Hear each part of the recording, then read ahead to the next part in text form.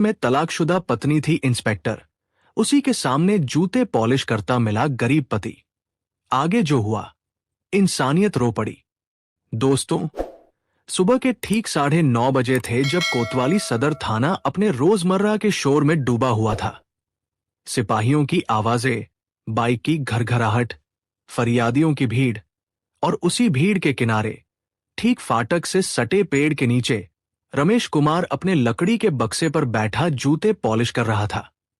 सिर झुका हुआ, आंखें जमीन पर, जैसे उसे पहले से पता हो कि ऊपर देखने से कोई फायदा नहीं होने वाला, क्योंकि ऊपर सिर्फ वही दुनिया थी जिसने उसे यहां तक पहुंचा दिया था। रमेश पिछले 3 महीने से यही बैठता था, बिना किसी लिखित इजाजत के, बस एक मौन समझौते के भरोसे कि वह किसी का रास्ता नहीं रोकेगा, किसी से बहस नहीं करेगा, और हर बार सिपाही की नजर पड़ते ही अपना सिर और ज्यादा झुका लेगा।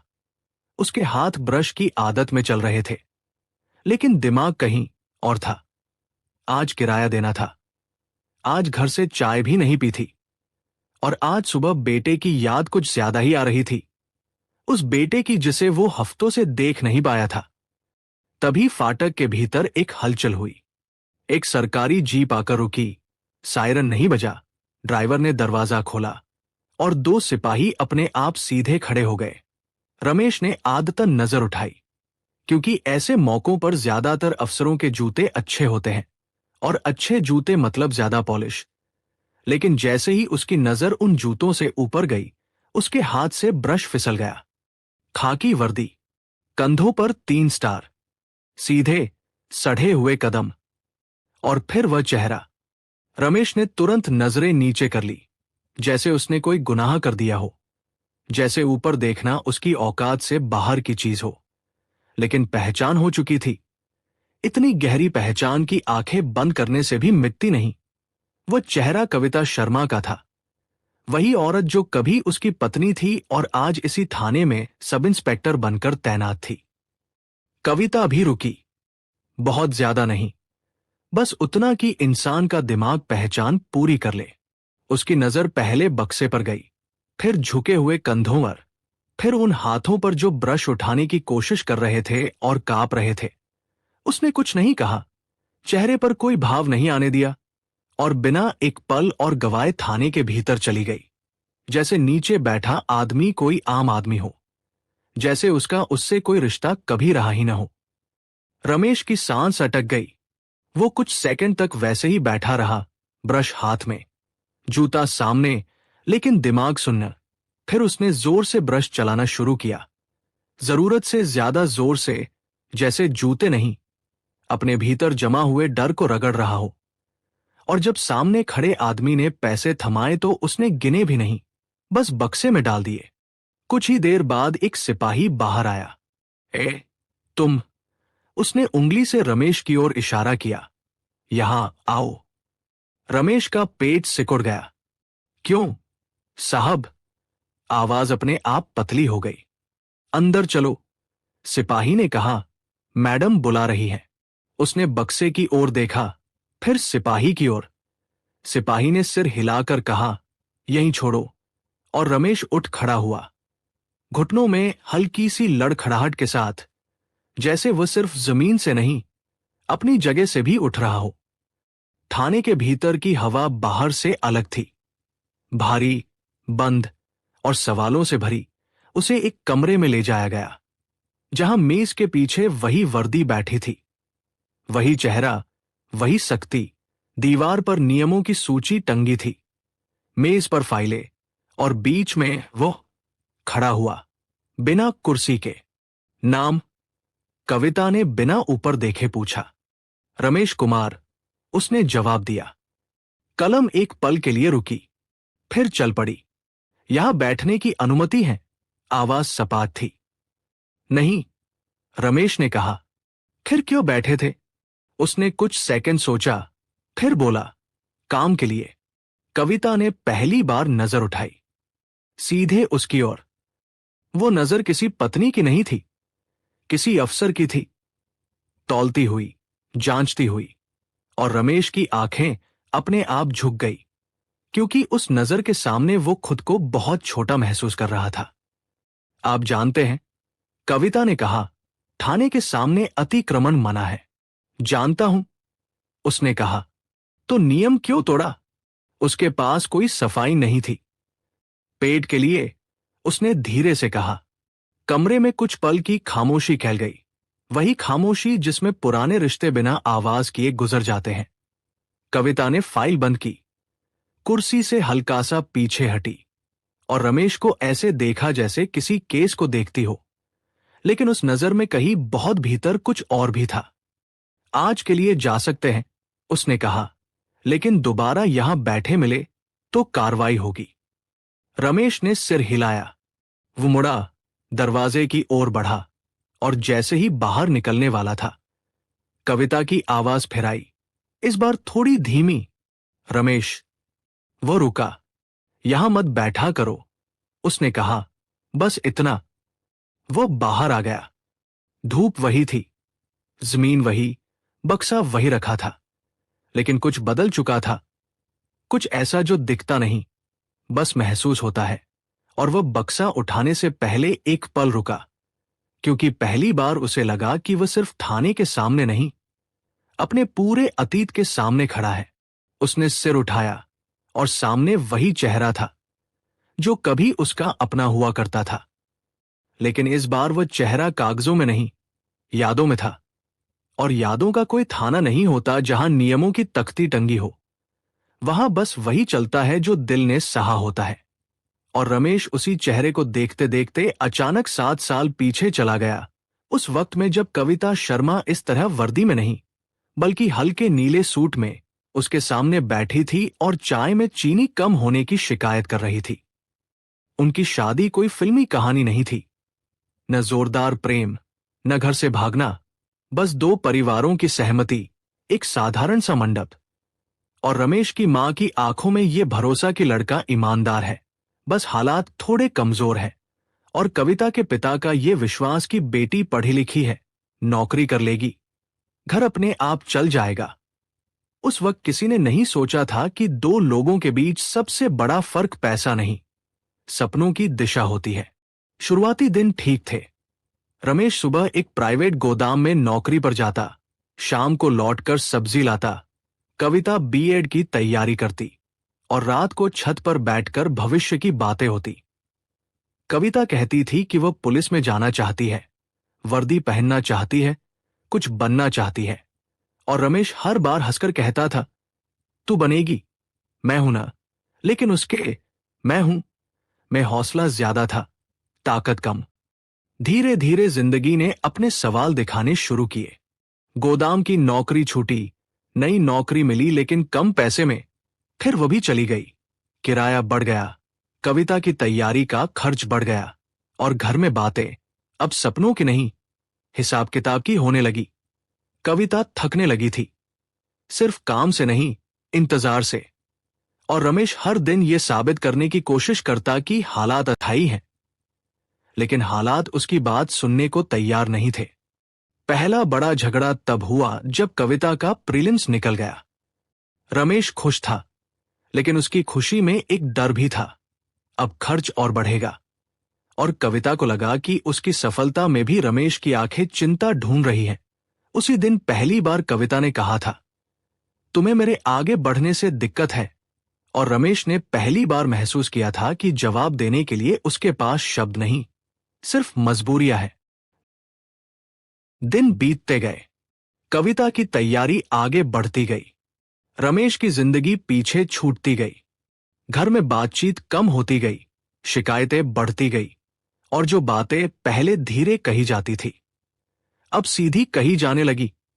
कविता को लगने लगा कि रमेश उसकी उड़ान में बोझ है, और रमेश को लगने लगा कि कविता अब उसे साथ नहीं, रास्ते की रुकावट समझने लगी है।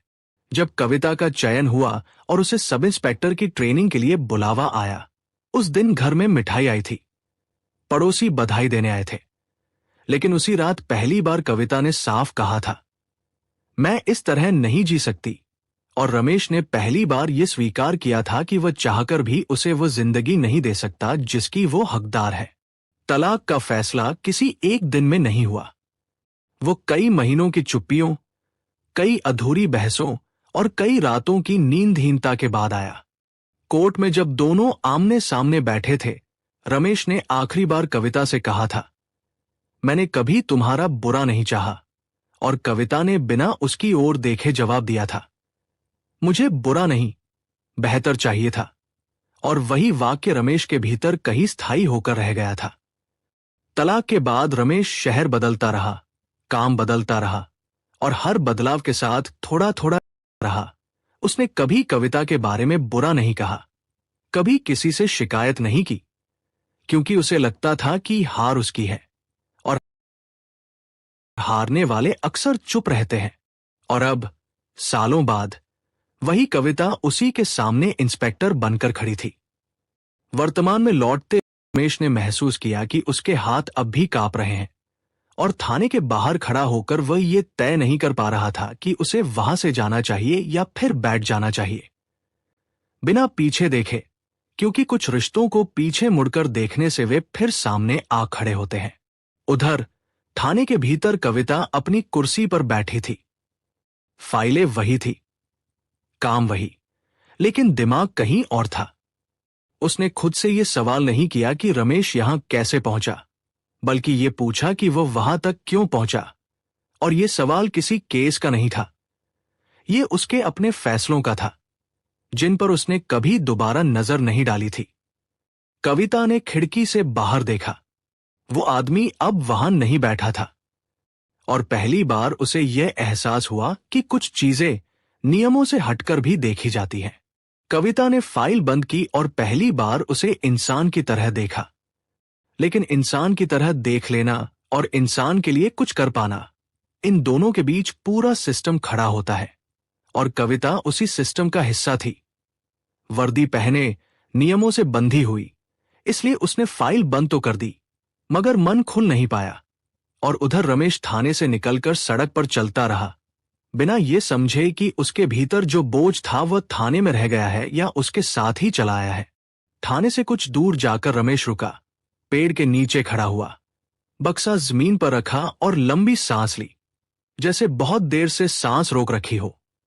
क्योंकि अंदर जो हुआ था वह न तो पूरी सजा था और न ही पूरी राहत, बस एक ऐसा अधूरा हिसाब था जिसने उसके भीतर पुरानी दरारें फिर से खोल दी थी। उसे याद आया कि तलाक के बाद उसने कितनी बार सोचा था कि वो कभी कविता के सामने नहीं आएगा, कभी उस वक्त की यादों को छेड़ेगा नहीं। लेकिन जिंदगी ने उसे उस थाने के सामने ला बिठाया जहां हर रोज उसका अतीत वर्दी पहनकर ड्यूटी पर आता था। तलाक के बाद रमेश ने सबसे पहले अपनी नौकरी खोई थी, फिर कमरा, फिर शहर, और हर बार जब वह सोचता था कि इससे नीचे अब कुछ नहीं हो सकता, जिंदगी उसे थोड़ा और नीचे दिखा देती थी। उसने मजदूरी की, ढाबे में बर्तन धोए, निर्माण स्थल पर ईंटें उठाई, लेकिन शरीर ने साथ छोड़ दिया और काम छूटते गए, जैसे हालात ने तय कर लिया हो कि उसे टिकने नहीं देना। और आखिरकार वही काम बचा जिसमें बैठकर झुकना पड़ता है, जूते पॉलिश करना। जूते पॉलिश करते हुए उसने बहुत कुछ सीखा था।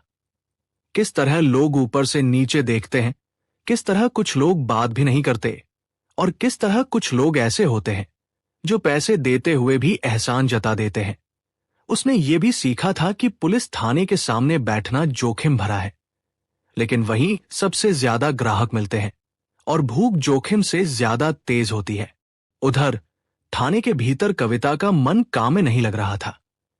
वो वही फाइलें देख रही थी, वही रजिस्टर पलट रही थी, लेकिन हर नाम के पीछे उसे रमेश का नाम दिख रहा था। हर सवाल के पीछे वही जवाब, पेट के लिए।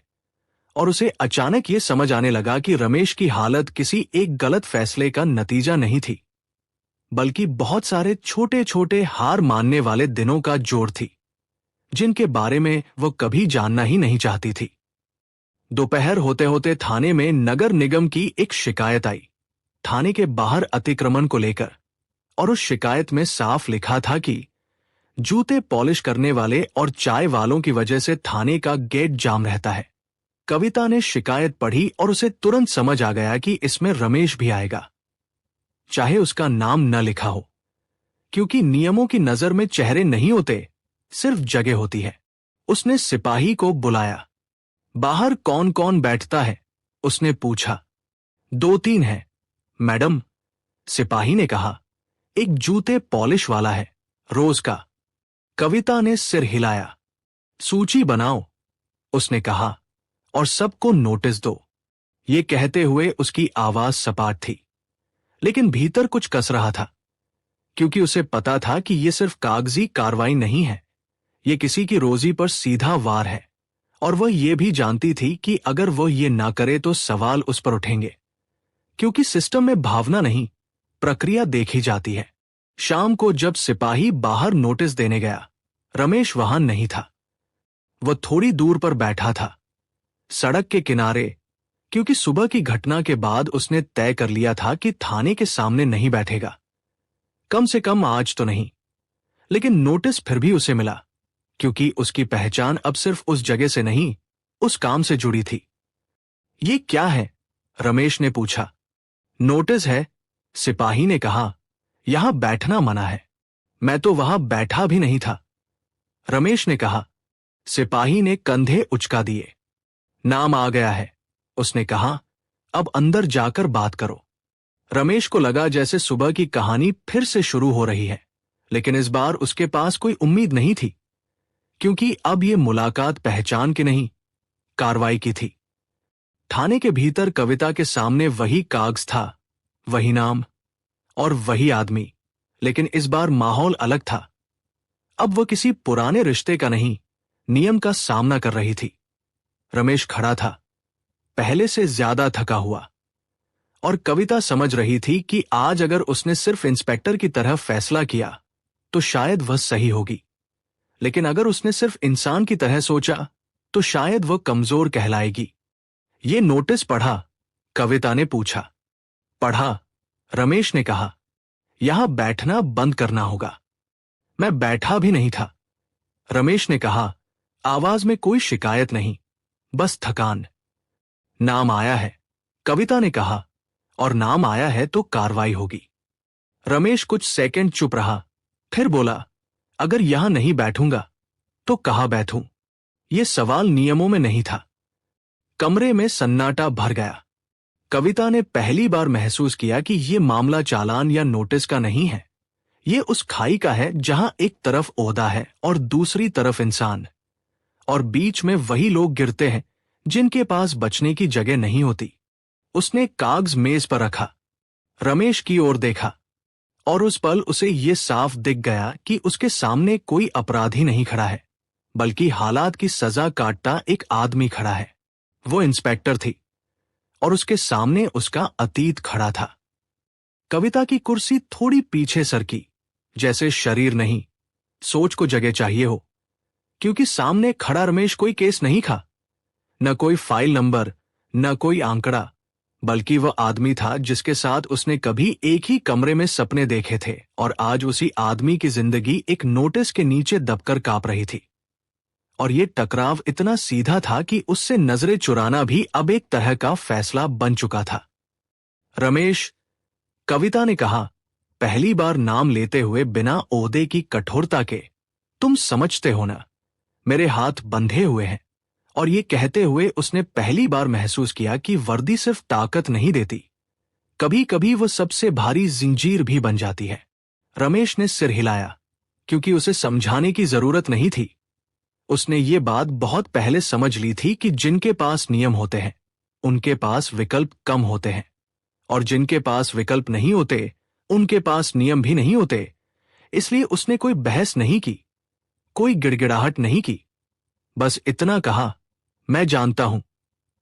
और उस एक वाक्य में उसकी पूरी हार छुपी हुई थी। कविता ने मेज पर रखे कागजों को फिर से देखा, वही शब्द, वही धाराएं, वही नियम, जो हर रोज किसी न किसी के हिस्से में सख्ती बनकर गिरते थे, और आज वही सख्ती उसके अपने अतीत से टकरा रही थी। उसने खुद से पूछा कि क्या वह इस नोटिस को आगे बढ़ा दे, सिस्टम के मुताबिक, ताकि कोई सवाल न उठे, या फिर उसे यही रोक दे, इंसान बनकर, ये जानते हुए कि कल कोई उंगली उस पर भी उठ सकती है। तुम कहाँ रहते हो? उसने अचानक पूछा। रमेश थोड़ा चौंका, क्योंकि ये सवाल नोटिस का हिस्सा नहीं था। फिर बोला, रेलवे लाइन के पास एक कमरे में, किराए पर। कितना किराया? 2000। काम रोज मिल जाता है। नहीं, उसने सच कहा, क्योंकि झूठ बोलने की ताकत उसके पास कभी नहीं रही। कविता की उंगलियां मेज पर हल्की हल्की थपथपाने लगी, जैसे वो किसी और से नहीं, खुद से बात कर रही हो। और फिर उसने सिपाही को आवाज दी, रामू, जरा बाहर जाओ। और दरवाजा बंद होते ही कमरे में एक ऐसी खामोशी उतर आई जिसमें सिर्फ दो लोग नहीं, दो जिंदगियां आमने सामने बैठी थी। रमेश, उसने कहा, आवाज अब थोड़ी धीमी थी, अगर मैं आज तुम्हें छोड़ भी दूं तो कल फिर कोई और नोटिस आ जाएगा। और ये कहते हुए उसने महसूस किया कि वो पहली बार अपने ओहदे के खिलाफ बोल रही है, क्योंकि ये बात किसी ट्रेनिंग मैनुअल में नहीं लिखी होती। रमेश ने उसकी तरफ देखा, सीधे, बिना झुके, क्योंकि इस बार वो सिर्फ इंस्पेक्टर से नहीं, उस औरत से बात कर रहा था जिसे वो कभी जानता था। मुझे रोज छोड़ने की जरूरत नहीं है, उसने कहा, बस इतना बता दीजिए कि कहाँ बैठूं। और उस सवाल में कोई उम्मीद नहीं थी, बस दिशा की तलाश थी। कविता की आंखें एक पल के लिए बंद हुई। उसे याद आया कि कभी रमेश भी ऐसे ही उससे पूछता था, क्या करूं, कैसे करूं, कहां जाऊं? और तब भी उसके पास साफ जवाब नहीं होते थे। और शायद आज भी नहीं थे। फर्क सिर्फ इतना था कि तब वो पत्नी थी और आज इंस्पेक्टर, लेकिन सवाल वही थे और जवाबों की कमी भी वही। उसने गहरी सांस ली। देखो, उसने कहा, थाने के सामने नहीं बैठ सकते। फिर थोड़ा रुककर जोड़ा, लेकिन बस स्टैंड की तरफ जो पुरानी दुकानें हैं, वहां नगर निगम की लिस्ट में जूते पॉलिश वालों के लिए जगह चिन्हित है। और ये कहते हुए उसने कोई नियम नहीं तोड़ा था, बस नियमों के बीच से एक रास्ता निकाला था। रमेश ने पहली बार ठीक से उसकी ओर देखा। उसकी आंखों में न शुक्रिया था, न सवाल, बस एक हल्की सी राहत थी, जैसे किसी ने गिरते हुए आदमी के सामने जमीन थोड़ी समतल कर दी हो। ठीक है, उसने कहा, और उस एक शब्द में उसकी पूरी स्वीकार्यता थी। कविता ने नोटिस के कागज को उठाया, पलटा और नीचे चेतावनी लिखकर हस्ताक्षर कर दिए, बिना किसी शोर के, बिना किसी ऐलान के, क्योंकि उसे पता था कि इंसानियत अक्सर चुपचाप ही काम करती है। उसने फाइल बंद की और कहा, आज जाओ। और इस बार उसकी आवाज में आदेश नहीं था। रमेश मुड़ा, दरवाजे की ओर बढ़ा, और इस बार उसके कदम थोड़े स्थिर थे, जैसे अंदर जो कुछ हुआ था उसने उसे पूरी तरह तो नहीं, लेकिन थोड़ा संभाल दिया हो। और जैसे ही वो बाहर निकलने वाला था, कविता की आवाज फिर आई, बहुत साधारण, बहुत मानवीय, रमेश। वो रुका। ख्याल रखना, उसने कहा। कोई और शब्द नहीं, कोई अतीत नहीं, कोई भविष्य नहीं, बस इतना। वो बाहर निकल गया और कविता कुर्सी पर बैठी रह गई।